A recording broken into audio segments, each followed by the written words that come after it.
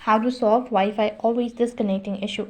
Hi guys, welcome back. In this episode I'll be showing you the ways to fix your Wi-Fi always disconnecting issue. So in order to fix it, then you have to watch this video till the end.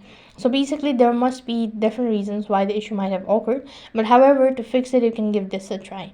And the first thing you can do is check for an update. So whether you have any software update on your device available or not, you have to check for it. And after that, just go to the gear icon and just scroll down a bit, and you'll be able to see this option as update or system, and here go to system update. If there is any available, then you must be able to get connected to a Wi-Fi issue.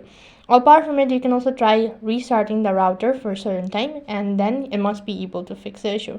Or else you can also restart your device, and you can also try resetting or reconnecting to the Wi-Fi network, and that might be able to fix the issue.